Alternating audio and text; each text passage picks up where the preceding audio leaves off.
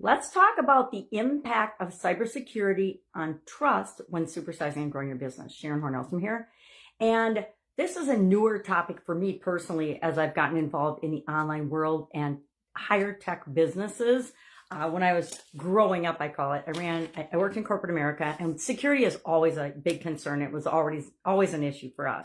Depending on the company you work for, we had security guards and gates and limited access to our facilities, depending on what you're manufacturing. The same was true. I had a Italian food business for 35 years, and security was always important. We always had protocols for who could not enter the building, where they could not go, who could not take photographs, because we had, some proprietary technology that we didn't want to share with the world.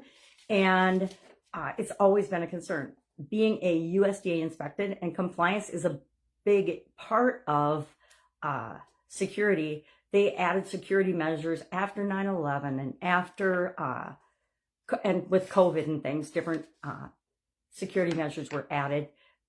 Not cybersecurity as well, but until people go online, and I highly recommend that everyone has an online presence of some sort, we have to remember and be conscious of being protective of our data, number one, and our customer information, number two, right? We have to safeguard our data and safeguard our customers' information.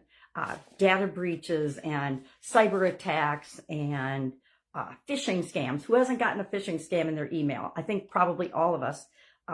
Ransomware incidents. Haven't been involved in any of that, thankfully, but that is becoming a big hacker terrorist type activity, and we need to be aware of how we can safeguard ourselves and prevent ourselves against those things.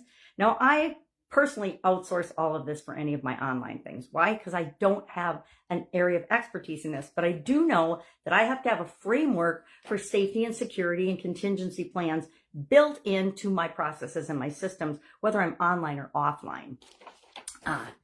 And, then there's compliance there for our data. There's I'm going to look at this up, General Data Protection Regulation, GDPR, and we're all expected to follow that, as well as California's got extra rules. Why? California always has extra rules and guidelines.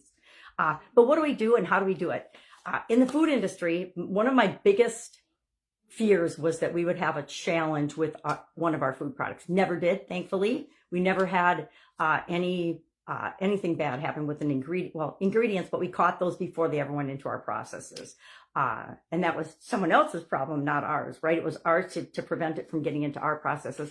But we had processes and systems to prevent that from happening. Because one of my biggest fears as a food manufacturer was, what if somebody gets sick? And heaven forbid, because my kids eat our products and things, what if one of my kids got sick? And if I always filtered every decision I made about materials and raw materials and ingredients and processes through, my kids are eating this, I'm eating this, so I wouldn't put anything out into the world that I wouldn't eat myself.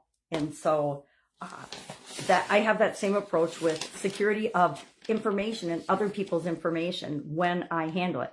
Again, online, I outsource the handling of secret customer information, right? I don't want to be responsible for credit card information or anything like that, because that's the kind of thing that hackers and scammers and bad people are searching out and trying to get access to. So I don't want that as part of my internal business processes, because there's experts at encrypting data and things that are much better suited to handle that than I know I am or my business is. But when a security incident happens, and this is why I started talking about cybersecurity incidents, if something happens in our business, how we respond to that, how we react to that, how we communicate about that is absolutely positively critical, usually to our survival, whether our business is going to make it through or not. How you handle a food safety challenge or issue, or somebody getting sick, or an E. coli or anything like that, outbreak is got to be done in a way that protects your customers first and foremost. It's got to protect them. It's got to take responsibility. You can't lie and say, oh, well, my supplier sent me this bad lettuce. You have to say, my internal system did not catch this bad lettuce, and it got into our production processes and streams. That's true of so many different businesses. Whether you're a restaurant and a service business, or whether you are, hospitality, or whether you're an online business. And most businesses have not most don't have an online component, but I highly recommend that they do. So you have to have a process and a way for investigating, handling, communicating to all possible stakeholders, and then making it right. How are you going to make it right when something or if something happens? Heaven forbid anything happen, but if it does, how you handle it will be the difference between whether your brand and your business survives or does not. I think the global pandemic is a huge example of that. Businesses that handled it well and were flexible and made changes and usually got online and made things automatic, which meant cybersecurity was an issue for them, are the ones that survived and thrived during the pandemic. Either that or the government let them be open the whole time, whether they were the best suited to serve people or not. I mean, everybody doesn't make perfect decisions, including our government.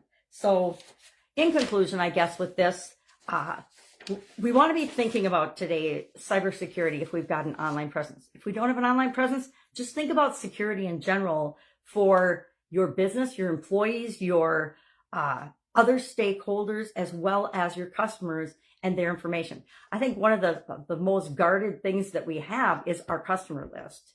That's our biggest asset, because whatever happens, especially our raving fans and most loyal customers, we can go to for help and support if we handle things the right way, right? And it's the right way according to our customers and clients, not necessarily what we think is right. All right, I think it's an interesting topic. Obviously, have not given it enough thought personally. I pretty much just outsource it. And so I'm going to look into it a little bit more and learn a little bit more about it as well. But love to know your experience with cybersecurity. I've fallen for, as probably, I hope everybody hasn't, but I've definitely fallen for a couple of the anti-malware software scams on my computers, where that actually puts a virus on your computer and then you have to call and pay a couple $100s for them to which is an example of ransomware, right? They put a virus on your computer and then you have to call and pay them money so that they'll take the virus off. I hate that. All right, have an awesome day. If I can help you in any way, ask. Otherwise, I'll be with you tomorrow.